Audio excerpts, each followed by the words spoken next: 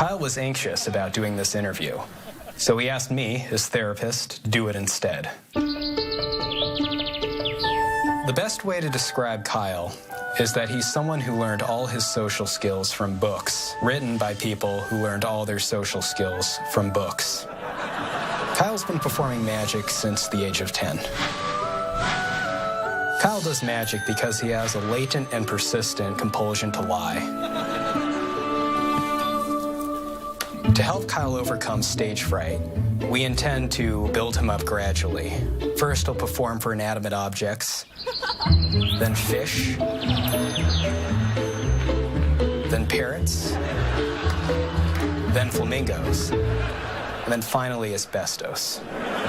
I think that Kyle will be able to perform for Penn and Teller. The therapy has never failed, and I have no doubt that he will flourish. Well, thank you for the interview, and I wish him the best tomorrow. Good night.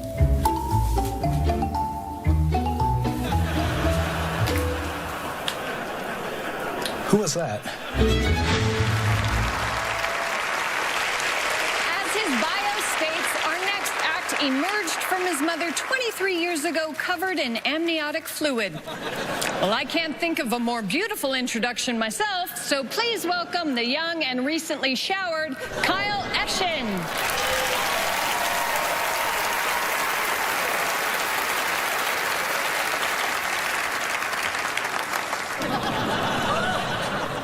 So obviously, I'm a magician. I think that's the third best thing about me. The second being my hygiene. The first being the fact that I'm not an arsonist. I got my start at children's birthday parties. I'd say clever things like, "Hey kids, which hand holds the shrimp?" Wrong, you're all flawed human beings.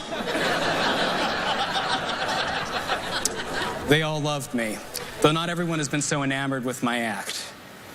For instance, and this is a true story, after one show, a woman walked up to me and said, "You're rather socially awkward on stage. Do you have Asperger's?" And I thought that was a strange question to ask, because that's usually my pickup line.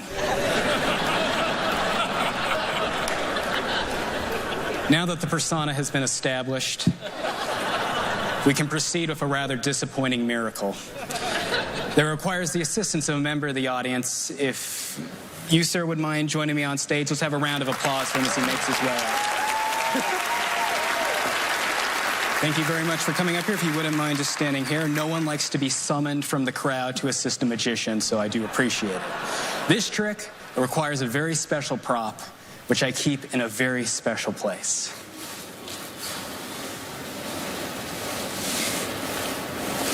My pocket. Now, I know you were expecting me to pull something out of your ear, but in fact, I did the opposite. I put something in. You'll discover in about a week's time when it hatches. Magicians are terrible at dating, so we need some mechanism by which to pass on our genes. Who knew that magicians reproduced in the same manner as the African botfly? The real secrets of magic revealed. We have here a rather unusual deck of cards, blank but for a list of my favorite things. I'll rattle some of them off. We have here waffles, beans, liver, lint, wood chips, doorknobs, bleach, pollen, the usual suspects. The important point is that they're all distinct. There are no duplicates among them. I actually have a compelling theatrical motivation for having these, but I'm going to skip that because nobody cares.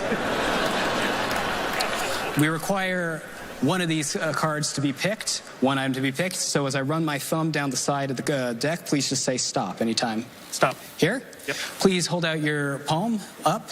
I will deal you that card. And please cup your other hand beneath as if holding water or perhaps bile. My favorite emulsifier, though I don't think I'm alone in that. Notice, by the way, I say water. He cups his hand one way, or bile. There's a slight shift in posture. Say what you will about this guy, but this is a man who understands fluid dynamics. And that is the most important quality a human being can have. So I just want you to know that.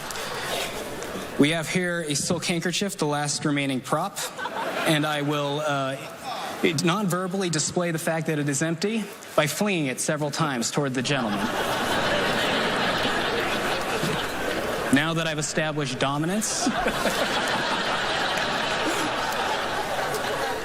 I will reveal the name of the item selected. And you might not be able to tell this at home, but the mood in this theater is tense. Lentils. You picked lentils. Now, earlier I warned that this was going to be a disappointing trick, but even I cannot anticipate the extent. Please keep your hands cupped, sir, and rivet your attention to the handkerchiefs. Watch. As cascading forth, we find the birth of lentils. Lentils by the billions streaming forward. You may keep this as a token of gratitude for coming up here. Thank you very much for your help, so you can go back to your seat. My name is Kyle Eschen. Thank you for your attention.